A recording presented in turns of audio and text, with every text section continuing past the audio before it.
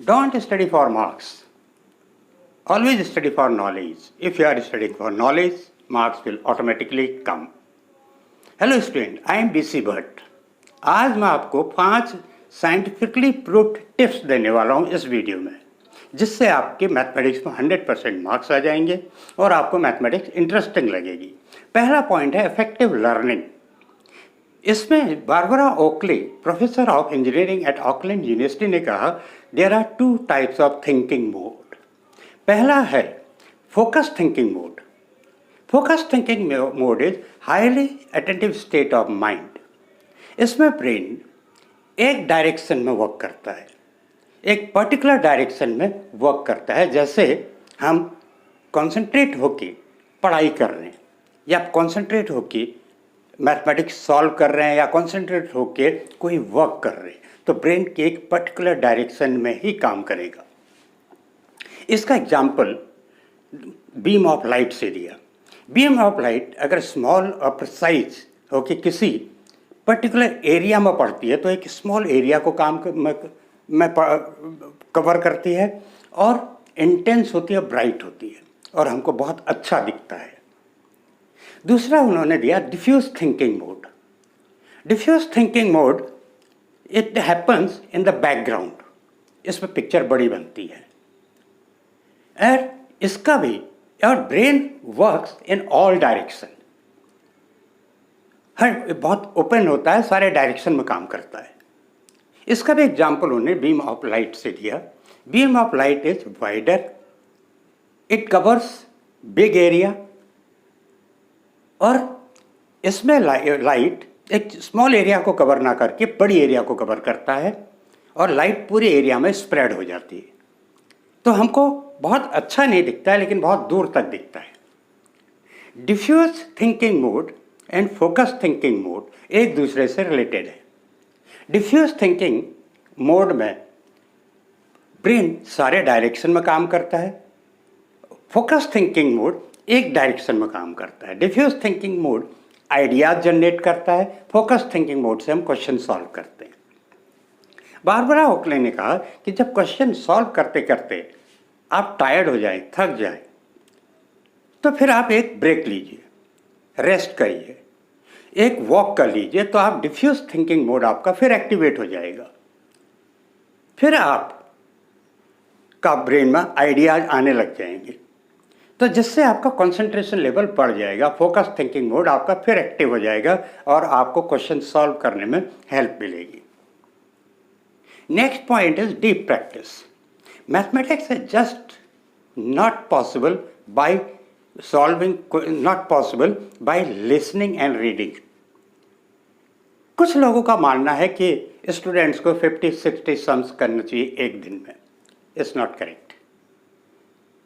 The real in real mathematics is problem solving, struggling, solving the question by different methods, failing and trying again. Mathematics में जो भी thoughts आपके आ रहे हैं, problem solving में जो भी थॉट्स आ रहे हैं, आपको अप्लाई करने हैं, ट्राई करना है। एल्बर्ट आइंस्टाइन ने कहा It's not that I am so smart, but I stay with the problem longer. My next point is visual learning. Joy Boyle, professor of mathematics at Stanford University ने कहा finger perception and visual learning both are very important for learning mathematics. Whenever, wherever it is possible, you visualize the image. जैसे आप solve कर रहे हैं speed of motor boat, तो motor boat को visualise करिए। स्पीड ऑफ ट्रेन को visualise करिए। ज्योमेट्री के क्वेश्चन में डायग्राम है, तो डायग्राम को विजुलाइज करिए, उसको ड्रॉ करिए अपनी कॉपी में।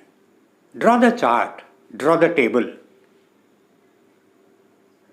अब क्वेश्चन जो सॉल्व करते हैं लिख के करिए। मैथमेटिक्स केवल रीडिंग से नहीं पॉसिबल है, आपको क्वेश्चन लिख के सॉल्व करने हैं। डायग्राम ड्रॉ करने हैं और फिर इमेजेस जहाँ भी हैं, जहाँ भी पॉसिबल है, उनको विजुलाइज करना है. Then you will understand, you will learn mathematics. Next point is strong your concepts, strong your calculations. Richard R Skemp ने अपनी साइकोलॉजी ऑफ लर्निंग मैथमेटिक्स में कहा है कि जो भी कॉन्सेप्ट्स आप लर्न कर रहे हैं उसके पीछे रीजन जानिए. डायरेक्ट किसी भी कॉन्सेप्ट्स को एक्सेप्ट मत करिए. आप a plus B whole square equal A square plus B square plus 2ab कर रहे हैं तो उसके पीछे रीजन जानिए कि फॉर्मूला आया कहाँ से, इसका ओरिजिन क्या है, और इस फॉर्मूले से और कितने फॉर्मूले बन सकते हैं, और इस फॉर्मूले का एप्लीकेशन कैसे करेंगे. x into x x square होता है या x इंटू एक्स 2x होता है, डिफरेंस जानिए. और जो फॉर्मूले आपको लर्न हो गए, समझ में आ गए, उनको रिकॉर्ड करते जाइए किसी नोटबुक में. कैलकुलेशंस की प्रैक्टिस करिए, टेबल बनाइए, टेबल की प्रैक्टिस करिए. अवॉइड कैलकुलेटर्स, इससे आपकी कैलकुलेशन अच्छी नहीं होगी. My next point is review your errors. When you solve questions, when you solve mathematics problems, check again yourself. उसको रीचेक करिए. फाइंड योर एरर्स, आपको अपने एरर्स पता चलेंगे. Correct it. You will learn from your errors.